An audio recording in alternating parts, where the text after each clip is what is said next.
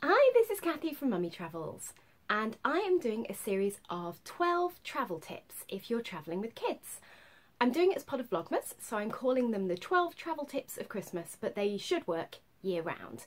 I've had a few requests already, including one about travelling solo with a toddler, so I'm going to get onto that pretty soon. First off, I'm going to start with my general top travel tips if you're travelling with baby, toddler or kids. If you have any requests, let me know in the comments. But let's get going, and 11 more of these to come. If you are travelling with kids, and I strongly urge you to travel with kids despite what everyone tells you when you have a baby, my first big tip is this, and this is the main one I've picked up over the past 4 and a bit years of travelling with my daughter.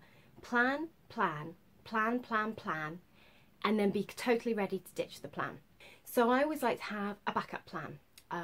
Where can I change her? Where will we go to eat? Have I got snacks? Have I got a drink? All this kind of thing. Where would I, even good places to go for a walk to try and get her to nap. All that would just make me feel a bit more relaxed, knowing that sort of almost whatever travelled through at me, I could cope with it. And I think that relaxation then passed itself onto my daughter, who would hopefully in her turn relax. The thing is then with travel, you never quite know what's going to happen. My daughter would inevitably never nap when she was supposed to, ever. I spent, I don't know how long trying to make her. Don't know why. Also, there'd be things like jet lag, which would throw it out. Different food. My daughter's guaranteed, she's fussy anyway, but she's guaranteed not to want pretty much anything that she would normally want. You just kind of have to go with the flow a bit. It's assuming you're not travelling around the world for a year, it's a short period. It's not going to kill them as long as she's eating. Then that goes on to my next tip. Have a backup. Have a backup for everything, particularly for flights where you can't just pop to the shops.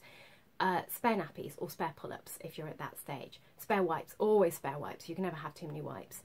Spare snacks, spare milk, spare food, spare drinks, spare clothes for them and for you, because babies and toddlers have an incredible knack of when is the worst time to have an explosive nappy or be sick, and usually it gets you as well.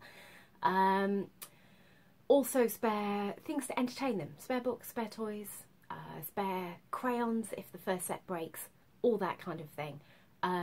Hopefully you won't need them, but if you do have them, you will be so glad that you've got them.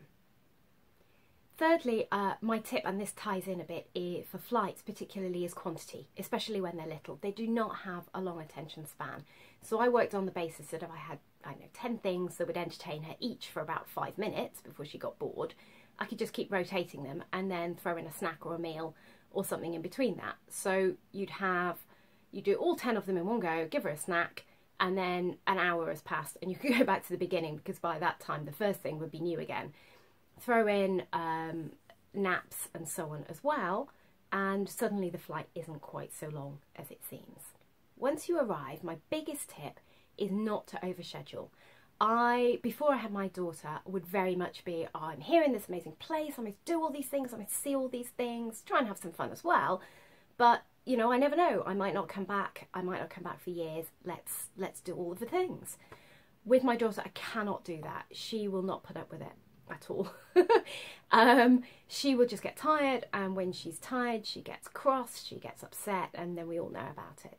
So trying to factor in something for me maybe that hopefully she'll enjoy too, then maybe a park or some green space or something that she'll enjoy, and not having it back to back, so because everything just takes longer with kids as well.